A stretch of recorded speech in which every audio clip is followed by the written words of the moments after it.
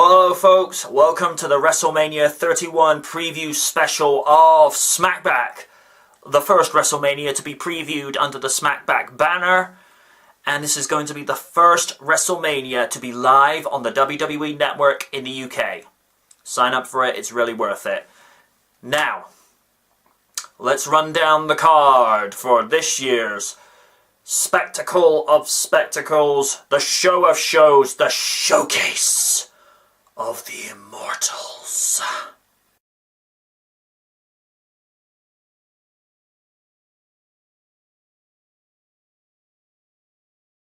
The Viper, Randy Orton, a multiple-time world champion in WWE, versus the future in Seth Rollins, the Architect, the future, Mr. Money in the Bank 2014.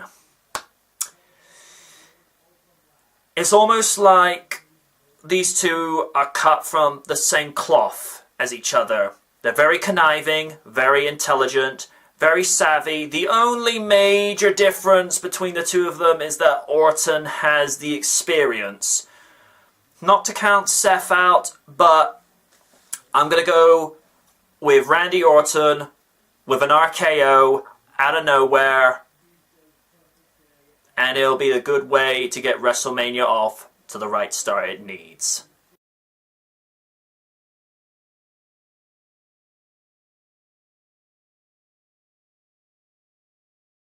As long as AJ and Paige win, I really could care less with what goes on in this Divas tag match. I mean, we wanted the Divas Championship to be on the line, but instead we get the two talentless sisters versus two divas that should be owning the Divas division.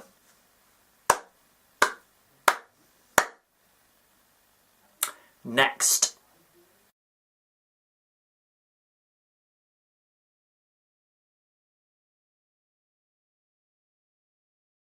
Well, hard to think it's been 10 long years since John Cena was the WWE United States Champion. Considering that they're now slowly pushing Roman Reigns to be the face of the company, which means they'll probably want to make him look strong, Cena's pretty much jobbing down to the mid-card, but in doing so it makes all the young and up-and-comers look really good. But I think Cena's going to pick up the win, which means 5 moves of doom, and Cena will catch his first mid-card title since dropping it to Orlando Jordan on SmackDown 10 years ago when he did have the US Spinner Belt. I kind of missed that as well. But yeah, Cena to win, and to be a 4-time United States Champion. The Andre the Giant Battle Memorial. I'm glad to see that they're actually keeping this as a staple annually for WrestleMania, in almost a very similar vein to how the Money in the Bank ladder match was for WrestleMania until it moved to its own pay-per-view in 2010. If I had to pick anybody based upon who's most likely to win it, I'm probably going to say Big Show. I don't like the guy as a heel because he's more boring and less of personality than a wooden post. But the guy has the size and power to his credibility. And as good as Kane is, he doesn't have Big Show's size nor power. So I'm going to go with the Big Show. Grudgingly. The multiple-man Intercontinental Championship ladder match.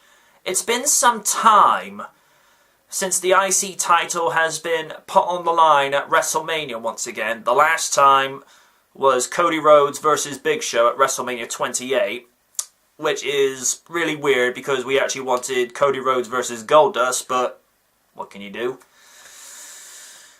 Out of all the people in there, I'm going to go with Dean Ambrose, purely because the guy is overdue for another singles run. I mean, every single person in this contest is more than worthy of being Intercontinental Champion, with the exception of Bad News Barrett, who does little to no defending whatsoever. So, I'm going to say Ambrose purely because I think he's ready for that next push, because the guy is super over. He's getting Rock and Austin pops whenever he comes to the arena. So I'm going to go with Dean Ambrose. I'm not saying the full title because I'm PG.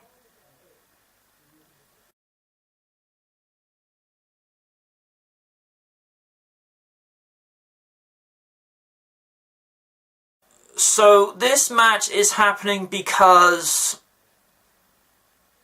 reasons. You know, the way that Triple H has it in his mind why Sting has come here to, quote, ruin the WWE because he wouldn't jump from WCW all those years ago. It's like, how pathetic does that appear, you know, in writing form? You know, why wait 14 years? I got a better one. Why don't we just have two great athletes go at it? Personally, I would have preferred to have seen Sting versus The Undertaker, but I do good ideas. If I had to pick anyone, I think Sting's going to be the one to be put over, as I don't think it'll be the best for business if Sting is the one made to job to the 13-time world champion. I'm intrigued to see how Triple H does against the franchise. Should be good.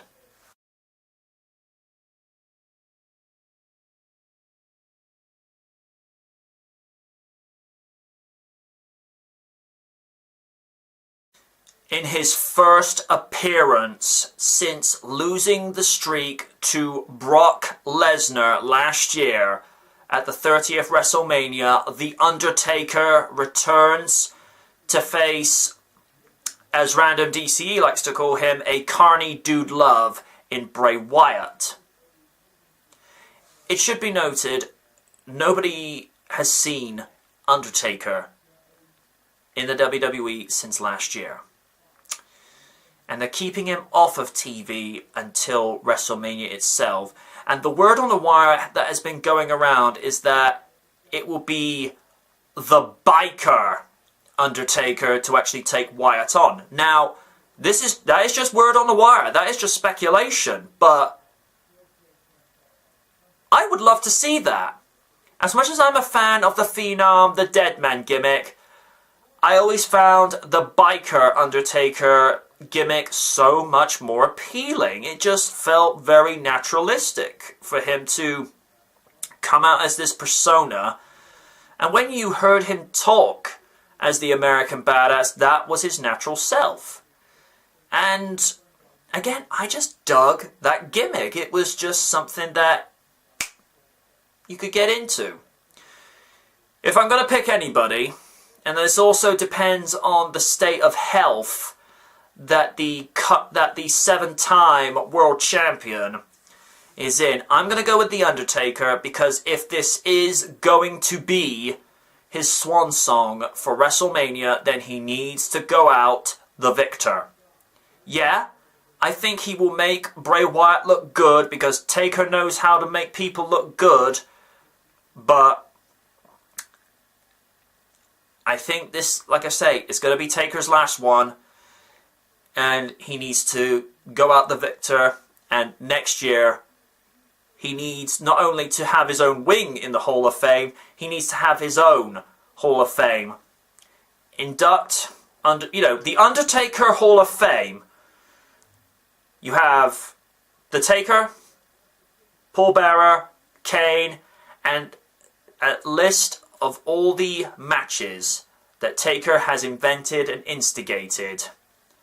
In fact, let's have a Undertaker celebrity wing, or, wing of special rivalries on opponents. So obviously Triple H is going to be there, for obvious reasons. Then you have Mick Foley because of Hell in a Cell from '98. I mean, it's been 17 years by this June since that match took place. We're still talking about it, and so we should. So yeah, if we have the Undertaker Hall of Fame, that match has got to go in. 22-1. And yes, I think it was still a dumbass decision to end the streak.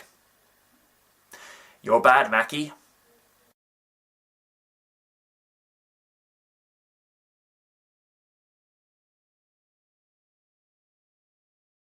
And then we come to the main event.